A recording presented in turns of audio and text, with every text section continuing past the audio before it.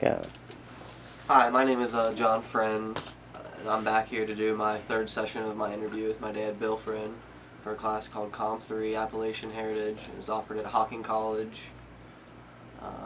Here's my dad, Bill Friend. Say hi once again. Hi. We're in the same spots as before. I guess I'll start off this session of the interview and asking you, when you were younger, you told me that Grandma and Grandpa had some things that were on the farm that you guys took to a museum in Stanton, Kentucky, and could you just tell us what the items were or what they did? The grist mill. The grist mill ended up going there. The grist mill? Yeah. What exactly? We made. What? What'd you make? Cornmeal and that kind of stuff with. It was an antique that you hooked up to the tractor and ran the belts, and old school style where you had a big belt that was pretty wide, and you hooked it to a pulley and hooked it to the tractor. And it ran on like put a corn. motor that was just like a farm motor that you guys used or stuff like that? Or? It was just a piece of equipment that you hooked up to the tractor, and the tractor actually turned it. Okay. Like what year would you say something like that was from? Like how old was it? Did Grandpa get it from I don't know. his family? Yeah, he had it in his family forever. I mean, it was just an old piece of equipment. An old corn sheller that ran off of a belt too. And you'd just stick ears of corn in and it would shell it off the cob for feeding the livestock, that kind of thing. Okay. You'd shell the corn, feed them in buckets. We wouldn't shell it all at one time. We'd get it out of the crib and shell some of what we needed. But it ran off of a belt too, had like a great big pulley on it. Okay, that's interesting. Because I remember we used to hand crank it sometimes when we was in a hurry. Huh. Had like a big wheel and you could hand crank it or hook it up. I guess my next question is, did you have any relatives that were in the war besides Grandpa Wireman? Like any of your uncles or cousins? On Dad's side of the family, but not on Mom's that I know of. On Dad's side of the family, Uncle Bob, Donnie. What were they in?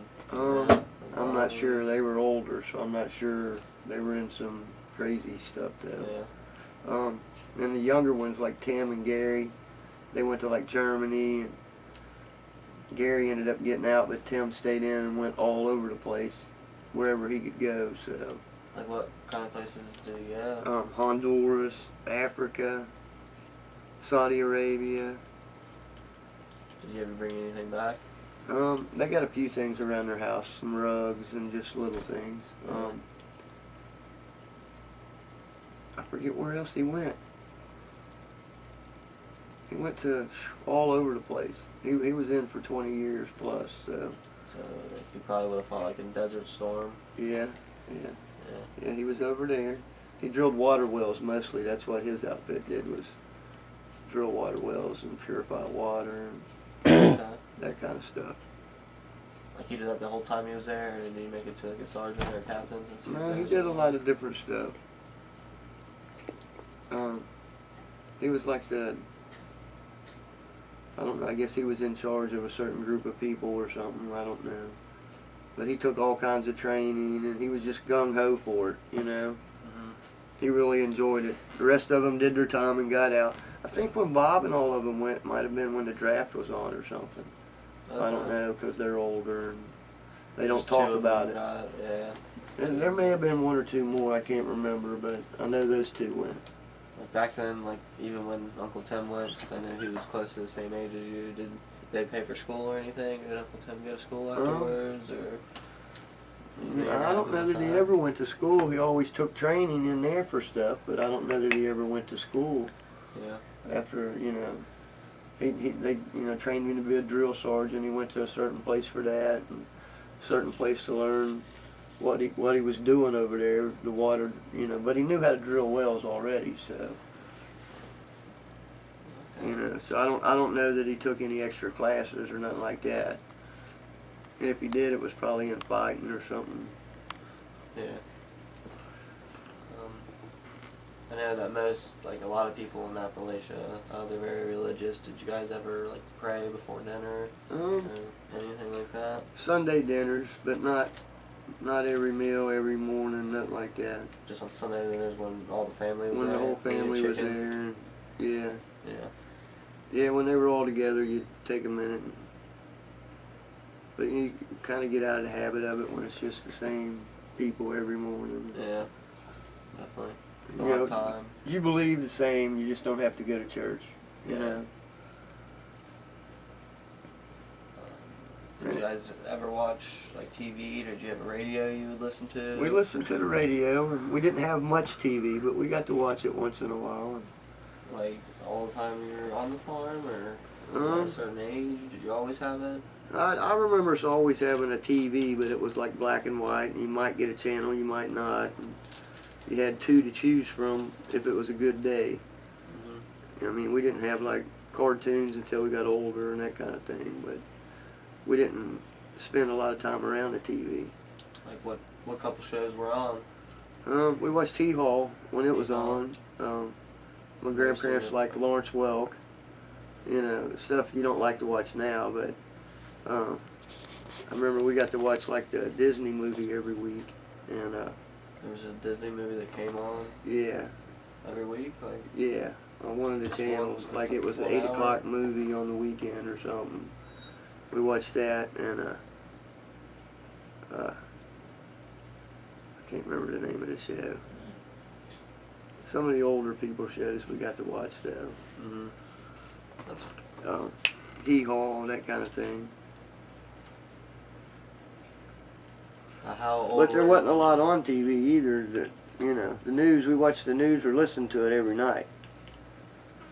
Just the news? Yeah. It was it like a local news, or how big of an area did it cover, like, compared to today's news? And did you get, like, a newspaper? I don't know. I guess it was out of Stanton, and every county kind of had their own radio station, I guess, because Wolf County was my other grandparents, and they listened to a different station, so I don't know how that worked, but Yeah. yeah, I don't know how that worked. But that was, you didn't get the newspaper, you know, so that's how they listened to see what was going on. And Even later? no, we never got a newspaper on the farm. No? What do you think of Turtle Man, who is a star on TV right now, and he's from Appalachia, probably a couple counties over from where you're from? Do you like him? Do you ever watch the shows? Or? He's all right. I mean, I like him. Yeah. He's crazy, I guess. I mean, he ain't the only one that can catch critters by hand, but Yeah. yeah, I mean, I like the show. Do you think you could do it, or do you think he's Kentucky's best trapper, like they say? I don't think he's Kentucky's best, but Yeah. yeah. Why do you say that? Because I'd say there's a few better. He just knows what he's doing, I guess. He's just one that got an opportunity to make a show. I don't know, but Yeah. he ain't the only one that can catch animals. Yeah. Speaking of animals, what was your favorite pets growing up? I know you had a lot of them. Like, does any of them stick out, or why were they most special? I had a little red and white-faced heifer. She was always a favorite. She had 3 or 4 calves for me. And then I had a dog that was just loyal. I mean, we had a bunch of dogs, but that one was always with us wherever we went and kind of watched out for us. There was always one of those in the crowd. So, and every dog would kind of pick somebody that it was more partial to, you know.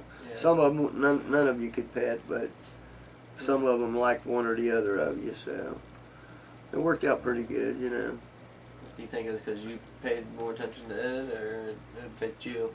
It could have been that, or, you know, just you bonded with it, you know, because we'd have a litter and everybody'd say, oh, this one's mine, this one's mine, this one's mine. And on a farm that big, you know, if you couldn't give them away to your neighbors, you kept them, so.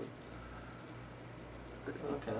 And they were good about, you know, helping with the livestock and just, you know, being there in general. You know, they all knew about snakes, so you didn't have to worry so much when they were around. And They just protected you. They were a pack.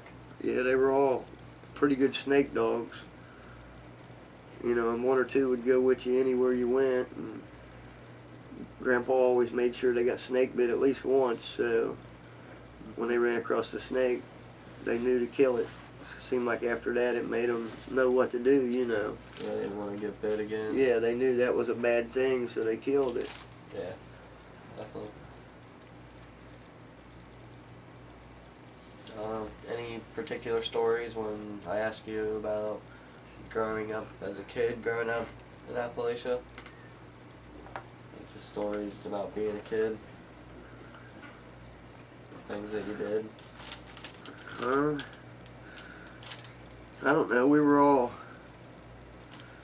walked up in the hollers to check some stuff, and me and my cousins, my grandpa and grandma, and all of us just took a walk. And it was on a Saturday or Sunday or something, and coming back down through there, I took off running and grabbed a vine, and it ended up swinging me over a cliff. And I was like stuck over this cliff and scared. Yeah, and my grandpa ended up rescuing me. I remember that. How did he rescue you? He climbed down there and got me. Yeah. But I was scared.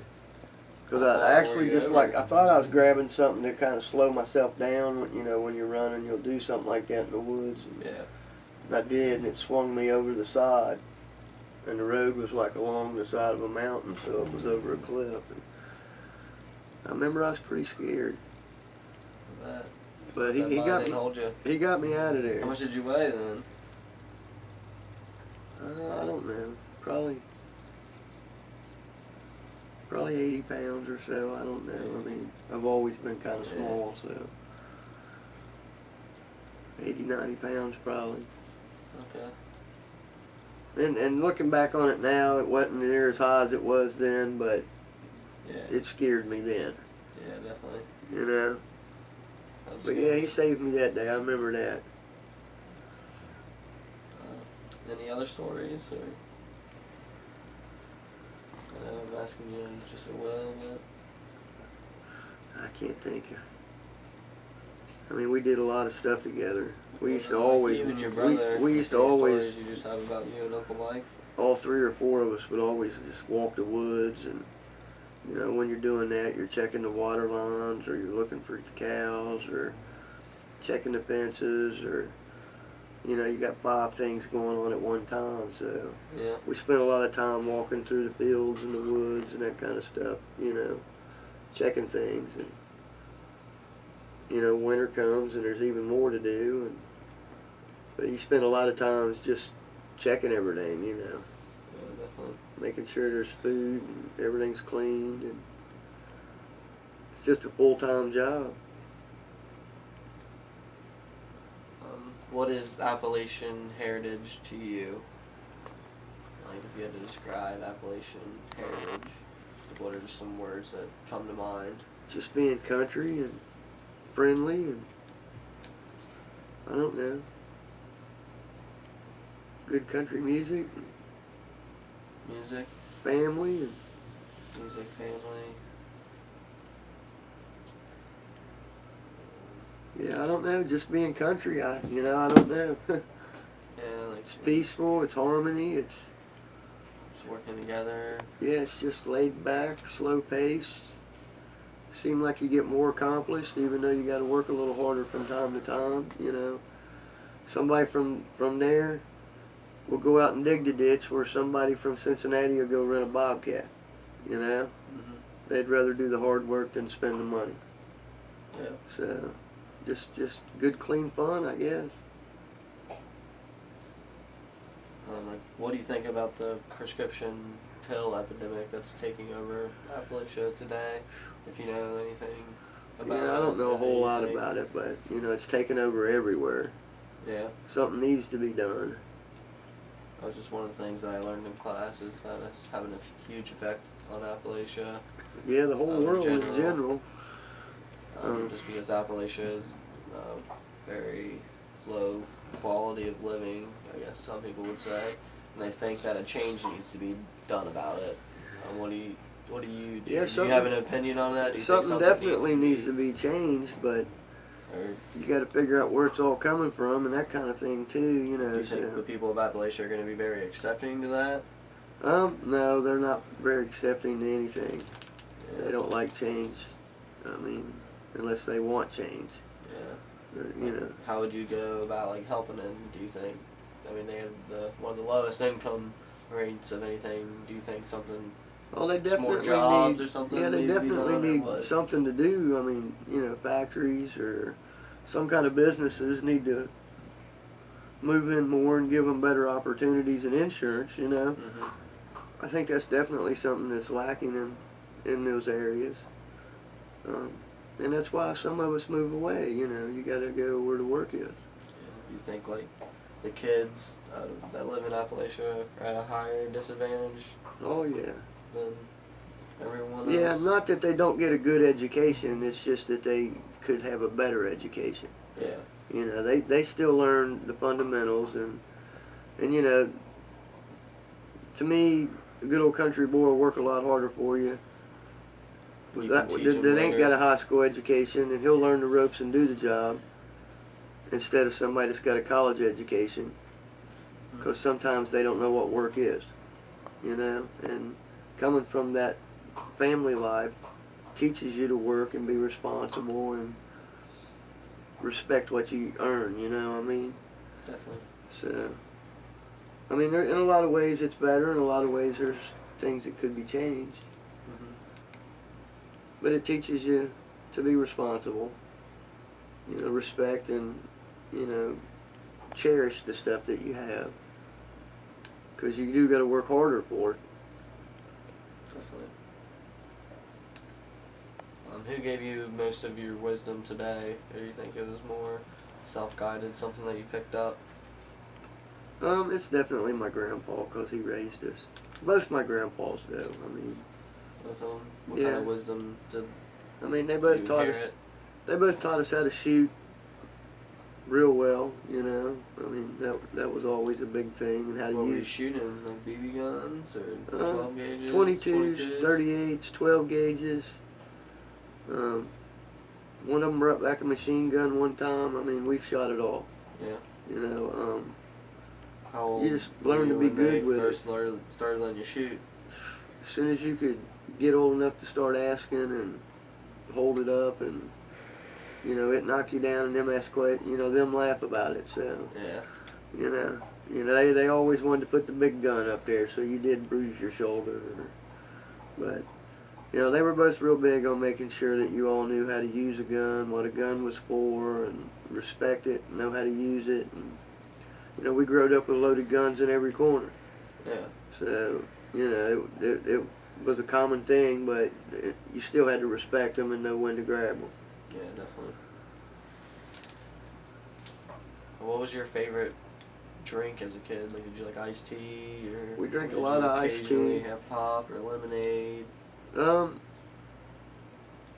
We very seldom had pop. We had a lot of iced tea, lemonade. Sometimes we would get Kool-Aid. A lot of water, a lot of milk and water. Milk and water. Yeah, and I don't like milk now, but I mean we had a lot of fresh milk, and that just kind of over the years I've just got to where I don't like milk. Is it different than like the milk that you get in stores today? Oh yeah, fresh milk's good for you and it's strong. Yeah. But you know, after you've made butter and cheese and had to churn it and do all that for years, I just don't care for milk unless it's in my cereal or cooked in my food, or I just don't want a glass of milk, you know. Yeah. But, you know, and there's times where you don't want milk because it might come out a little bloody or taste like onions, depending on what the cow ate, or, you know, so. But, I mean, it was definitely good and healthy for you. More fat. Oh, yeah, it had all the cream you wanted in it. I mean, there was it ever chunky? Sometimes it was a little, yeah, I mean, if you churned it, it was just all clabbery and chunky, and you made butter out of it, you made cheese out of it, you had cream, you had milk, you know, buttermilk, and I don't know if you ever seen them, or the little churn, and you sit there and just churn, and it's a process. Yeah, I've never seen one.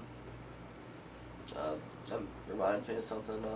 You said that Grandpa Wyman gave you a sausage grinder after we interviewed last time that you had. Yeah, could you explain that, how you got that, and I got the old what it sausage does? grinder, and it's got a hand crank, and you feed strips of meat into it, and it comes out kind of like hamburger, you know, and you make your own mix as far as your pepper and that kind of stuff you grind up in it, and then you just mix it all up, but you just feed it and crank it off the side of a table, and it all falls into Just kind of hand crank? a bucket or something like that. And yeah, somebody had to hand crank it. Yeah. I mean, was it hard? By the time we got done doing a bunch of hogs in a whole day or two, it'd take more than a day, but you'd get most of it done in a day, as far as the big stuff. You know, and then you had some grinding and stuff to do. It'd be a long day too, with a bunch of people. And somebody'd be cranking on that sausage grinder all day, just filling up socks of sausage. That's crazy. Yeah. That's nuts. You would actually put them in socks? Well, it was. What was it? Like a pantyhose? It looked like kind of a white pantyhose. Yeah. I'm not sure what they were. Like something that you put like on them black pipes, drains, or something. I don't know. You could just about see through it, but it kept the meat in there. Like cotton. Maybe. Yeah, I'm not sure what it was. I mean, we have used the intestines before too, though. Clean the intestines out and use them. Mm-hmm. We've packed stuff like that too. But then some of it would get salted and just hung. Some of the hams in the smokehouse and that kind of thing. You know, you cure them and put them in there. And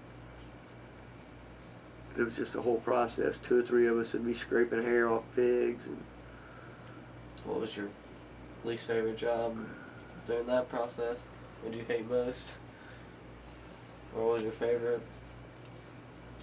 I didn't mind cutting them up or nothing like that. I guess I probably hated scraping the hair off of them the most. Yeah. Because you got to like pour hot water on them or dip them in hot water and then like shave them with a knife, you know. But I'd say gutting them in the winter was probably the worst job. Because of the smell. Yeah. Well, I can only imagine. Yeah. Did you ever have any bullies when you were growing up? Oh yeah, we always had a few. Like at school or on the farm? Well, yeah, I had a few at school, and one that lived on the farm next to us thought he was a bully. A couple at school, and usually your Uncle Mike would be the reason I'd have to fight with one of them. But I mean, they weren't bullied per se on me, but they tried to get up on me because of your Uncle Mike all the time and his mouth. And yeah. so we got into a few scrapes and altercations. What about at school? One time, I dislocated his shoulder on the bus. I can't really remember. He did something to me though. But I waited and waited and waited and waited. And he throwed his arm up on the seat, and I grabbed it from the seat behind and cranked on it with my knee in his back of the seat. Yeah. Popped his shoulder. I spent 2 years on the front seat of the bus.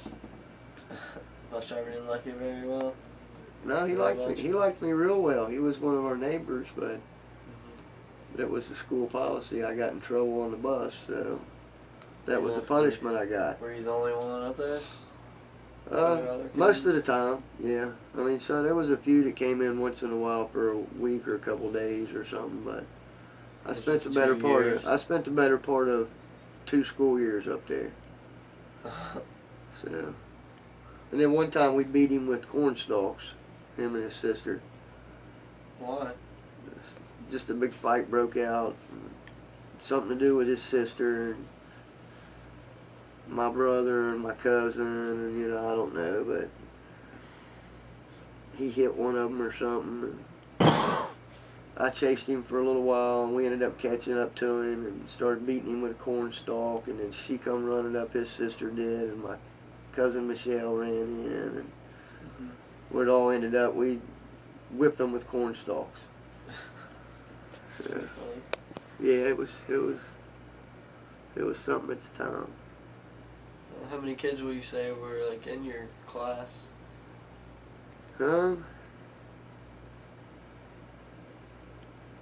know. There was probably 20, 25 of us at least. They were different grades though? Or was that the same grade, or is that when you're older?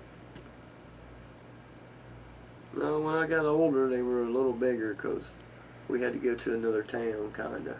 Yeah. But when I was younger, it was a little school, and it had like one teacher taught 2 grades, so half the class would do one thing, half would do one thing. Oh really? You want to do the same thing? Not all the time. It was like she had the 2nd grade, but she had 2 2nd grade classes. It was kind of weird how it was, because it was a cramped school. That's why they started getting the trailer. I had the same teacher like 2 years, like a couple of them 2 different years. Yeah.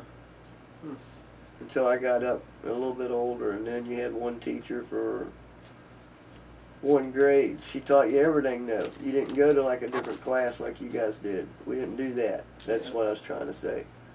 Yeah, we had more than 1 teacher per grade even when we were... Yeah, we didn't have one for social studies and one for until I got up into high school.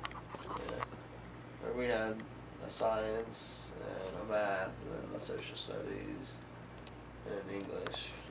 We spent so much time on this and so much time on that. And then when I got a little older, that's when it started breaking down into where you had more teachers, more classes, a little bigger school. Because the next school, all the little town schools, I guess, that's where we all went. We went to the grade school and caught a different bus, and then went to the next school. Really? Yeah. That's really strange. Did you ever go on any vacations when you were younger? We went to Florida. I was kind of young. I remember getting there early in the morning and playing on the beach, and we spent more time in the motel swimming pool than we did on the beach after we got there. Yeah? Yeah. Why was that? We were just tired, and it was cool. We'd never really seen a pool before, you know. Yeah. We'd seen them, but we'd never really had access to one. Yeah, especially a nice one. Did you stay in a nice hotel? Yeah, I mean, when you're used to jumping in ponds and creeks, you know. Yeah. Who went with you? It was just me and my dad and my brother. Yeah? Yeah, we all went. Well, you remember what part of Florida you went to? Or No, I sure don't. We went to Florida, Tennessee, and he had a Dodge truck with a great big camper on it. And we just went on a trip for a week. He just picked you up? Yeah, I remember seeing, no, it was in the summer. I remember seeing bears, and we went to like a place called Ghost Town in the Sky and rode the sky lift, and we did a bunch of stuff. I just can't remember. I mean, we picked up so many seashells and yeah, just stuff at the beach, and the car was full, you know. Really? Yeah, just, you know, kids. Everything we saw we liked because it was in a... I remember walking through, like, I guess it was the beach, but you had like the wooden things you walked on. I don't know what you'd call them, but...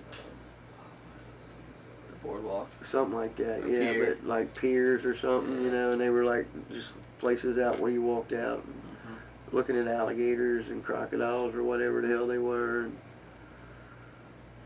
I remember that was fun as a kid because you're excited when you see something. Yeah. I know that you also forgot the other day when we had some of the other props out that you had another one of Grandpa's possessions. Do you want to share that with the audience right now? What do you mean, the knife? Yeah, the knife. I don't know a lot about it. You know, I guess it's, I mean, I always heard it was from the war. He carried it in the war. It's got his initials in it, in the handle, in the leather, his name on it, and I guess it's a military ID number. Yeah. But it's just always intrigued me, you know, it's in pretty good shape. Do you think that he used to hook it to his gun, or? I don't know if it hooked to the end of a gun as a bayonet or what the deal is. You know, it's double-sided. It's definitely something that would have worked like that, you know. Yeah. It's had a little repair done to it over the years, but, you know, it's hard to get a story out of those guys. Yeah, definitely. I can see that. I probably heard more about it from your aunts and whatnot than I did him, you know. But it's definitely something that he carried with him somewhere because he had his name all over it. His military number, so, you know, it makes you wonder. They had to check it. Yeah. Yeah, I wish I knew how to find more out about it, you know. You know, like, do they get to take, like, all the weapons home with them? I don't know how it worked. Like his other weapons. Yeah, I don't know how it worked back then. You know, I don't know if maybe you could look up the number or whatnot, but these are just some things that he gave me before, you know, he passed away. And, you know, they were big on talking to the guys instead of the girls, and with him having all girls. And yeah. I'm just the oldest male, you know. And, you know, he shared a lot of things with me. Like he buried his money and stuff, and, you know, he could tell me a few things. And we'd go find it for him when he got older. You got it. But stuff like that I just put up and cherish. Yeah, got to. Not worth any amount of money in the world. Yeah, the gun on the wall never comes off. Yeah. But it's nice to look at. Definitely. Pleasing to the eyes. Yeah. What do you think was a big influence on your life? Like something that had a huge impact? Or something like, why did you come to Cincinnati? Like any spur of the moment things that you've done? No, I was up here visiting my dad one time and put a job application in, and they offered me a job that paid good. And I was digging fence posts and painting chain link fences down there. And I was sick of that for nothing, you know, and Yeah. I needed the money, and I moved up here. And it worked out pretty good. Why'd you decide to stay? Had kids, got married. Yeah. The work was still here, you know. You just got to make that money when you got kids. Definitely.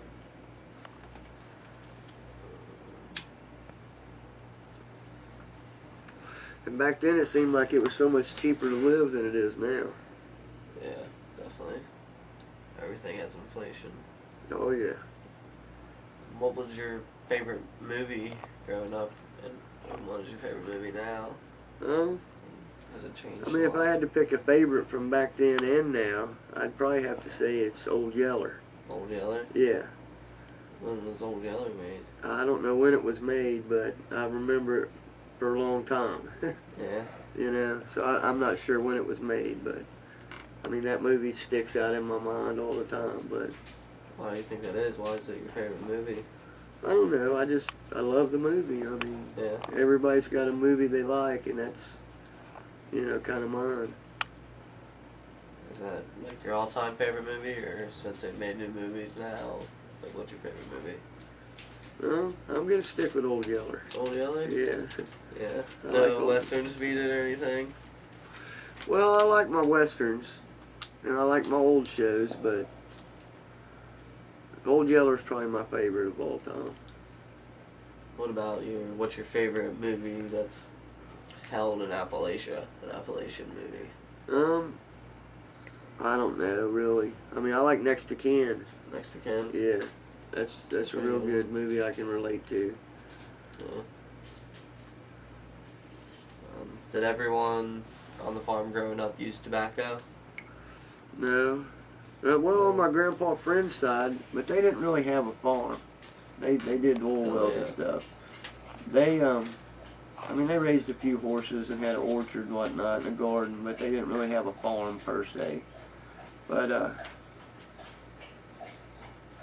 they all smoked and chewed and that kind of thing, but the other side of the family didn't. When did you start smoking? Like with them? No, Or not I was until you probably came to 18 or 19. Not until you came up to Cincinnati? No, it was before that, or right around then. Okay. It was before that. It wasn't something that we were around a lot though. Yeah. So I mean, we had tried it, but we had went to the barn and pulled some tobacco off and rolled it up and got sick. Yeah. And then we pulled it off the stalk and chewed it and got sick. And you know, green tobacco leaf will make you sick. But you know, stuff like that you do because one of your buddy told you to. But you know, we didn't hang out with our buddies all the time. But when we did, all the guys would like meet at somebody's farm. Yeah. And then we would just go do something stupid like that and be sick. You know, it wasn't like we had access to anything like people can get today. You know. I mean, Yeah, we saw some marijuana growing up and some, you know, moonshine and a few little things, but it ain't like the drugs you can get today, you know. Yeah. And we couldn't run to the corner and get them, you know, even if we knew what they were. Are there any advice that you have for future generations growing up in Appalachia? Or not even anywhere, actually? Just get a good education, you know. Yeah, you think education is the key? I think that'll help, but, you know, a lot of it's got to do with starting young, making sure they know what work is, you know. Because I think a lot of people have forgotten that over the years and kind of got computer lazy, you know. Yeah, people do things for them. Yeah, or machines that do things for them. And, you know, what are you going to do when those machines don't work? Sometimes you got to jump in and just do it. I'm a firm believer in, you know, not being afraid of sweating a little bit because nobody wants to anymore. And you always got to have a backup. What if something happens? You can't rely on something. Right. Yeah, computers and stuff are great, but you still got to be willing to get out there and work sometimes. So. What was your first car? And how old were you when you started driving? Well, legally 16, but my first car was a '68 Pontiac Executive. Executive, what does that mean? It was just a big 4-door car with a great big V8 motor. Oh yeah, you could probably fit 10 people in it. Yeah. I mean, it was big. And as wide as a lane? Or oh yeah, it was wide though. I mean, it had a trunk. It had a trunk you could probably just about fit some of these little cars in. I mean, it was a car. And it could take a licking because I slid to a guardrail one time and it just busted a tire in the windshield. And it didn't hurt the car other than that. So, but it was a boat. I got it for $300. $300? Yeah. It was the best $300 you ever spent? Yeah. Yeah, it was alright. And then you know how that is. You get into cars, and then the next one I bought was a 70 Ford Torino with a 351 Cleveland that had been shaved and bored and everything for like a racing motor. Yeah. And that was pretty sweet for a little while. You know, it was an older car too, though. And what kind of car did you have after that? I think that's when I got the '79 Plymouth.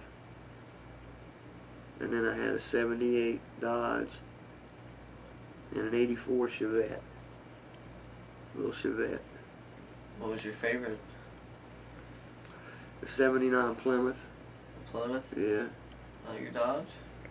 I remember the Dodge. Yeah, the blue one? Yeah. Yeah, that's the one. Oh, that was a Plymouth? Yeah. Well, that's a Dodge. Oh, Same thing, Dodge, but yeah. some of them are called different things, but that was a Plymouth. Okay. But yeah, I love that car.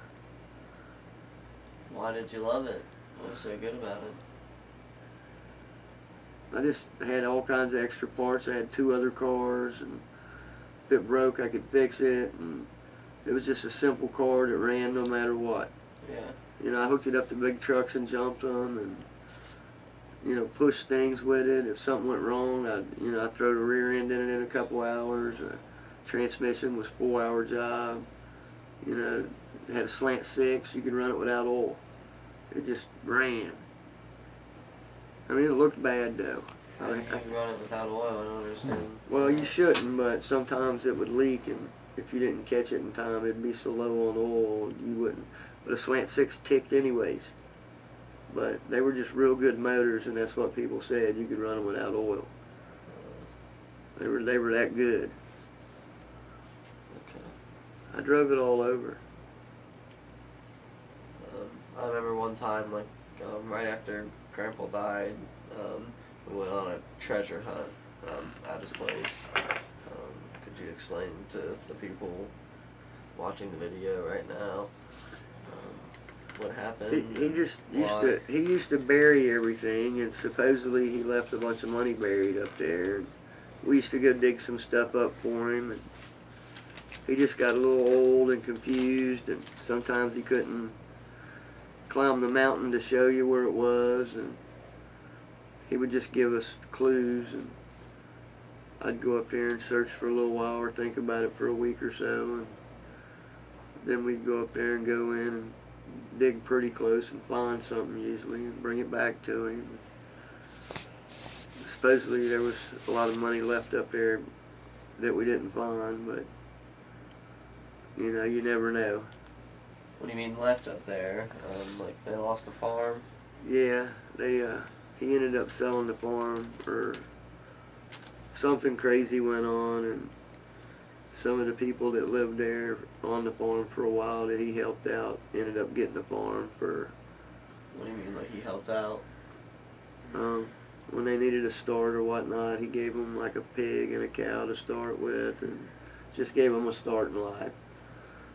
Kind of the things country folks do for people, and in exchange he worked around the farm and helped out and did things. And over the years they ended up doing some kind of deal here and there, and bought this little piece of land off of him after a while, and this one, and somehow or another with the girls and them it ended up becoming theirs. So what do you mean with the girls and them? With my aunts and your grandma. I don't know what they all did they all got mad at each other and this and that, and then all of a sudden Pam and Wendell got the farm, so I'm not sure what went on there, but... What are your feelings on that? It never should have happened. Yeah. It was bought and paid for and should have stayed in the family. Mm-hmm. So I kind of feel like they screwed the pooch a little bit and lost the farm. Yeah. Which is sad to say, but there's some things you can't control in life. And was there anything crazy that happened during that whole time? When Grandpa died? Could you explain that situation? Well, we had to move my grandma off the farm. What do you mean by that? Well, he started a little cemetery on the hill where they always wanted to be buried, and like the day of the funeral, we got served with papers and had to move her, and just it got ugly quick with the people that got the farm now, and my aunts and stuff. But they don't tell me the whole story, so I'm still friendly with them. Yeah. So. How did people bury the dead in Appalachia? I remember when that happened and we were younger, we were the ones that actually went down and dug the grave. Well, there was laws then too. They had she was buried in a casket in a vault, so it's kind of the same way now. But before that, I'm not real sure. I don't know if they just put you in a box or what they did. But I've heard stories of them just taking people out and burying them too. Yeah. So, it makes you wonder. I mean, you can wander around through the woods and find old graveyards and definitely stuff like that once in a while. Family graveyards. Yeah. Yeah, or sometimes you can find, like we call them, Indian graveyards, but we really don't know. Mounds of rocks, certain little So, I mean, we don't know if those were Indians or that's how they buried somebody quick and easy so they didn't get dug up, you know. I mean, I don't know. People murdering people. Well, I'm sure that happened, you know, and I'm sure that happens a lot in the country that people don't realize. Because, you know, they're private people. You mind your business, I'll mind my business. And do you ever know anybody that went up missing or anything? No, not that I can think of. I mean, you've always heard stories of this and that and the other. And, I mean, I've heard of stories of people missing a couple counties over, and then them finding somebody dead or shot or caught up in a booby trap or, you know. And then there was one guy that his house caught fire, and I guess they put the fire out one night and it burned to the ground, but they ended up finding dead bodies under it. So I remember hearing that. And he wouldn't have never probably got caught if they hadn't, his house hadn't caught fire. No way. Yeah, so, I mean, it was a big deal where he had, like, poured out lye or something like that over him. And, yeah, I remember hearing that growing up. But you hear a lot of things, you know, so. But I've heard a few of them being just took out and buried and nobody knows where they're at. And we've got a few family cemeteries that are off the beaten path. Yeah, that you have to know where they're at to get to. Right. Like I remember in the friend. Like where your great people were buried and stuff like that. And sometimes it's hard for me to find them because every now and then a new road or something, a new house springs up here and there. Because definitely people are wanting to go down there because there's more houses down there being built and nicer places. And I mean, you still got your trailers and your satellite dishes, which is a favorite amongst us. Yeah. But that's to me, that's part of Appalachian. You didn't watch NASCAR? Oh, they're into NASCAR and stuff like that, yeah. Did you ever get into it? I never did, no. I mean, we used to go do fun stuff, though, but it was, you know, the car wash was a creek that we all drove in. And, you know, everybody'd meet there and wash their cars and you just bring get them muddy on the way out. And, yeah. Yeah, I mean, you got them muddy taking them back out of there, but it was our car wash. You know, and we had a place where we all would go to the park and, like, take showers if we was out and needed to. It was a spillway from the lake. We used to get ran off from there all the time because they don't want you to get in there and get hurt. Yeah. Now they got it all blocked off. To where was that at the gorge? Yeah. Yeah. Yeah.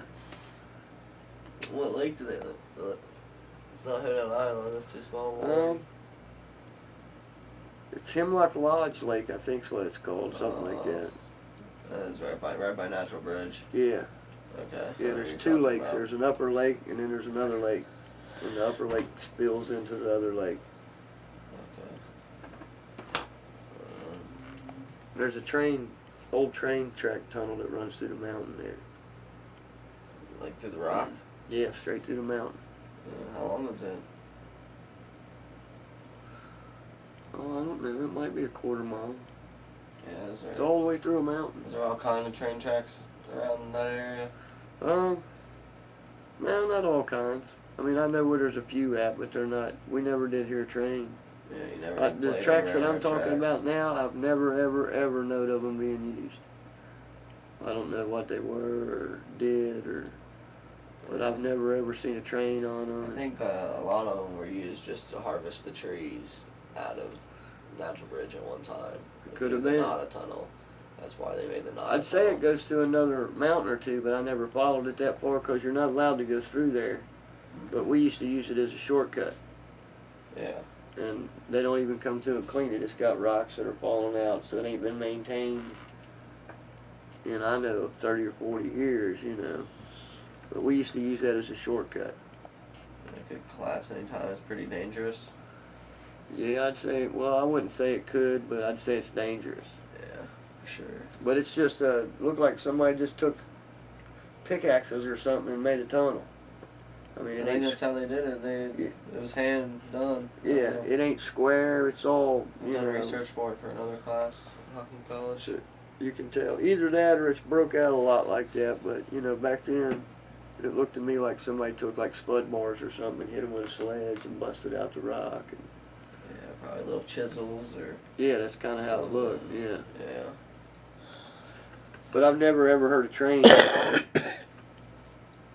You never heard a train? Never. I've never seen one. That one couldn't never ride on those tracks because they got boulders on them. You know. Oh, really? Yeah. Okay. But I know it's there. Yeah.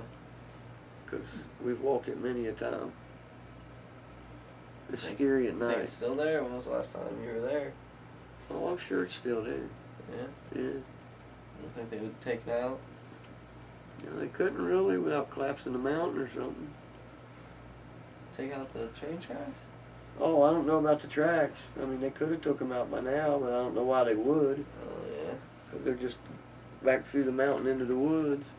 I mean, I don't know if they even run through the woods or just the mountain, but like I said, we just used it as a shortcut.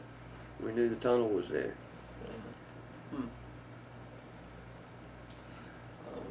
When did you leave Appalachia? Like, what age was it?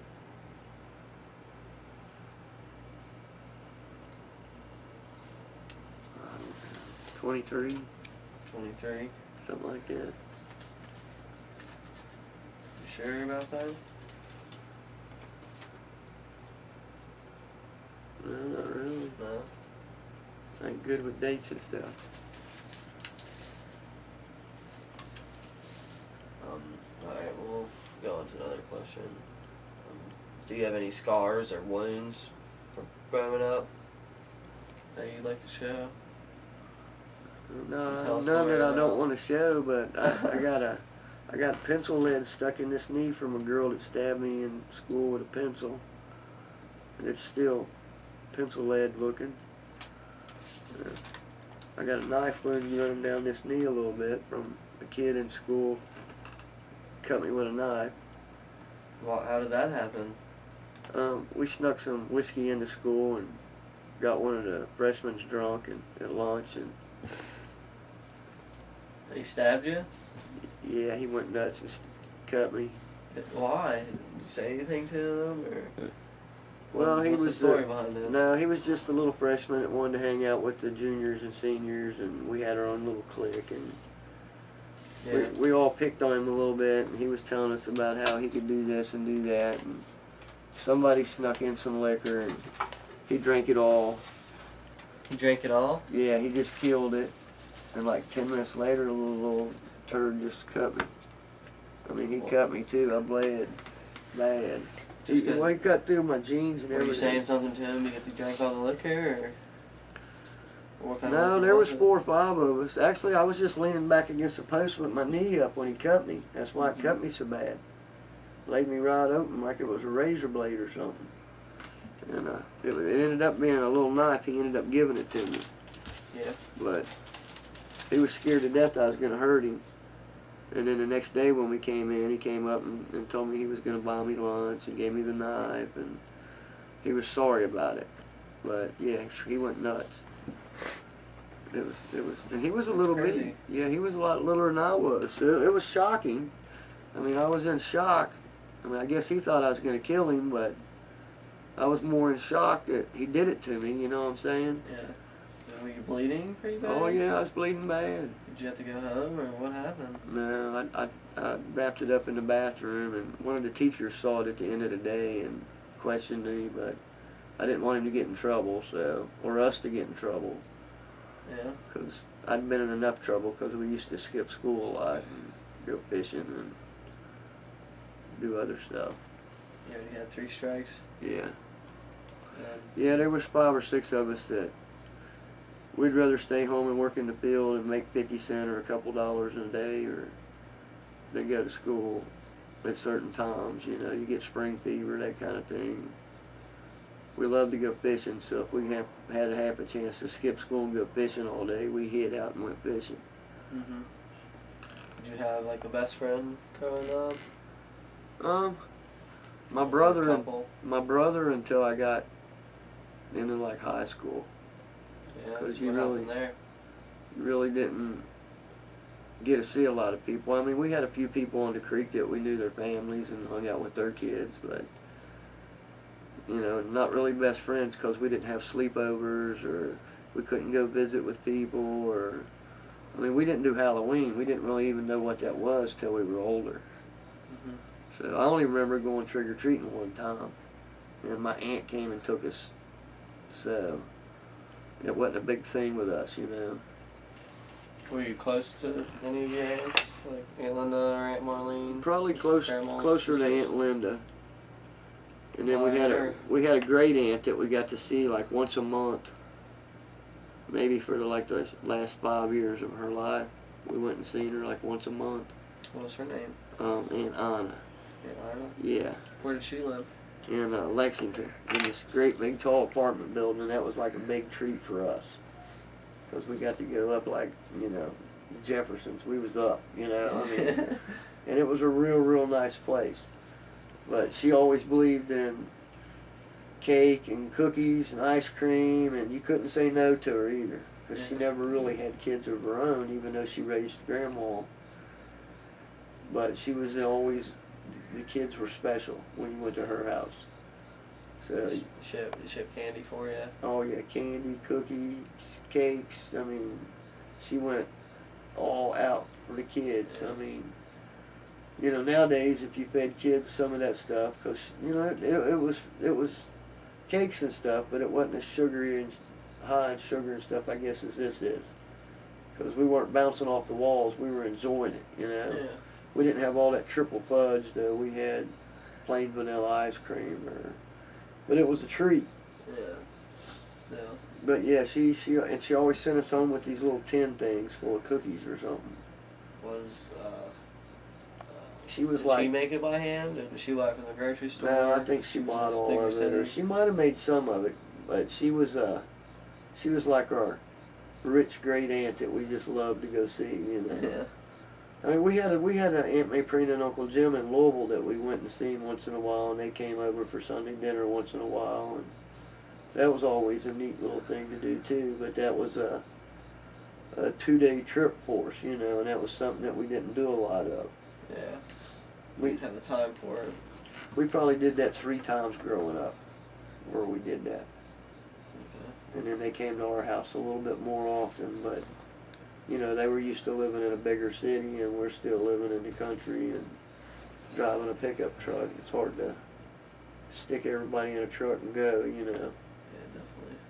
But, you know, a truck's practical for the farm, where their station wagon was practical for the city. Mm-hmm. So they all did photography.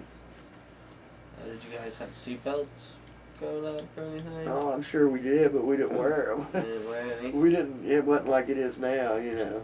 No click it or ticket? Yeah, it wasn't none of that. Were you ever in a wreck or anything? You wish you wore a seatbelt? Not in one where I wished I wore one, but, you know, we wear them now, but, you know, I've been in a couple of wrecks that, you know, when we went in the water, a seatbelt might have killed me because I had enough trouble getting out. You know, my arm was broken 3 spots, and, you know, I ended up in the hospital, but, you know, trapped under the water and all that going on, you know, I don't know that a seatbelt would have helped me any. Yeah, it probably could have hurt you. Yeah, I might not have got out. You know, it was freezing cold water in the middle of the winter. Something could have bent it, and now your seatbelt stuck. Yeah, you know, you don't know, or you panic, and that's not the button you can find, you know. So, I mean, it was...